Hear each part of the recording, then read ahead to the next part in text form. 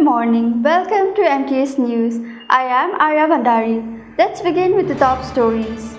NC UML together for government. UML says new government according to Article 76(2) of Constitution. Rainfall to continue at many places of the country for 3 days from today. Police call for travelling only after taking stock of road condition. Floods, landslides triggered by heavy rains in India. At least 16 people killed in northeast region of India.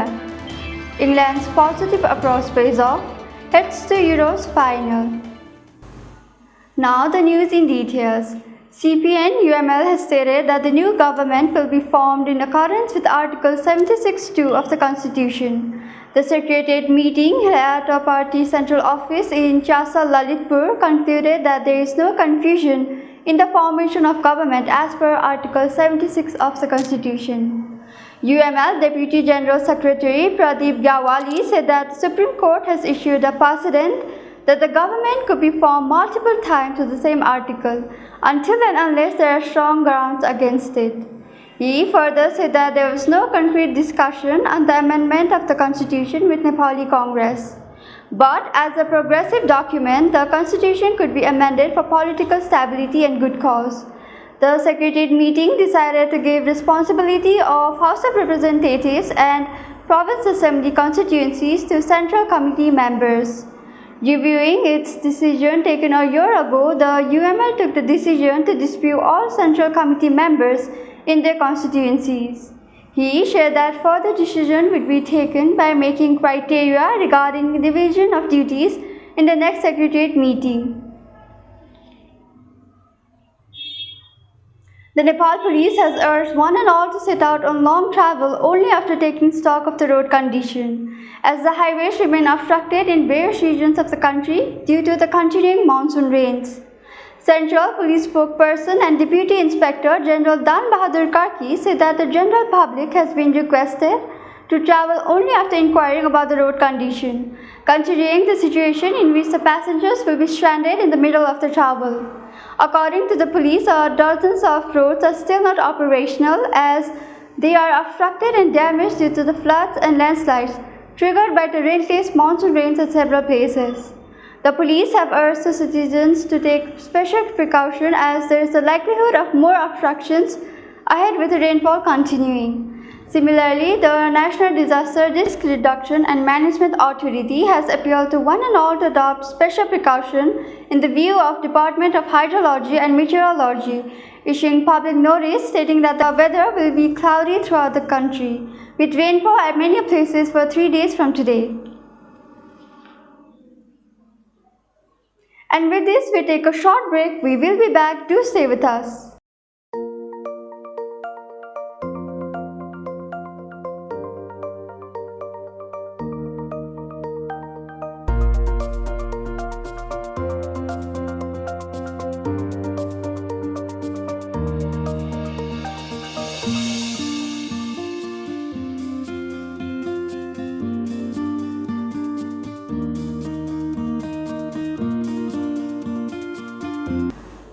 Hello again, you're watching MTH News. Let us switch to the international sphere. Now in this international headline.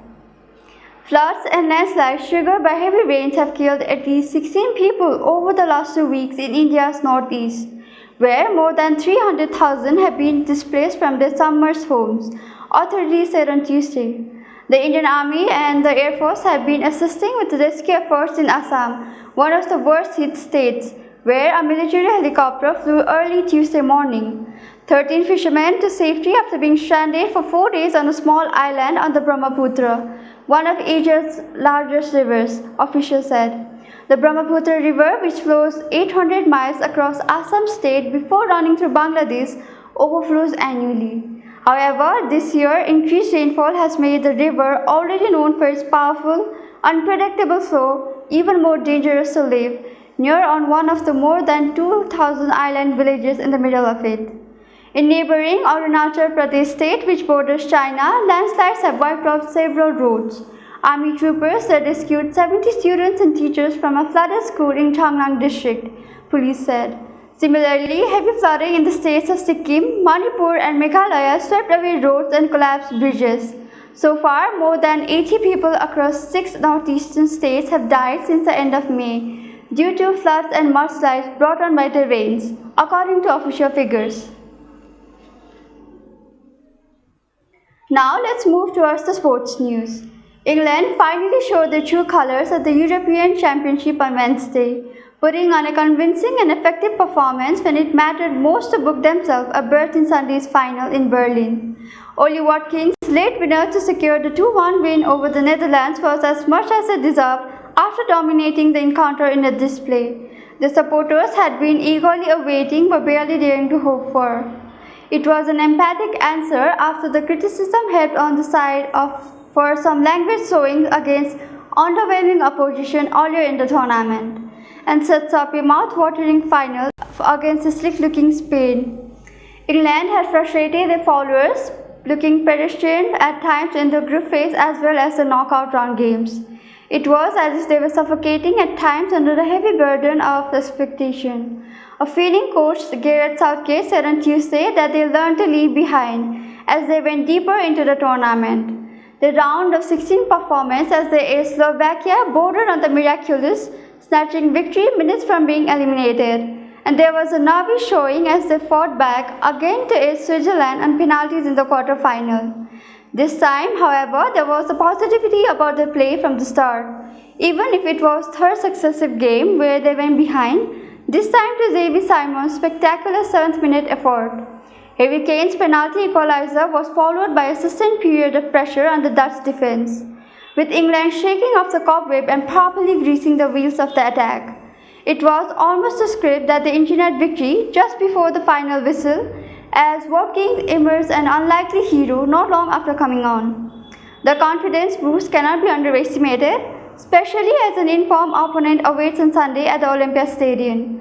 When they needed to stand up and be counted, the real England came to the party, and after almost a month of gritty competition, the tournament has 2 worthy finalists.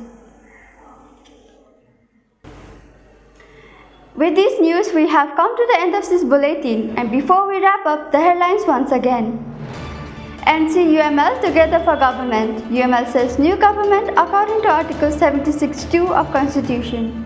Rainfall to continue at many places of the country for 3 days from today. Police calls for travelling only after taking stock of road condition.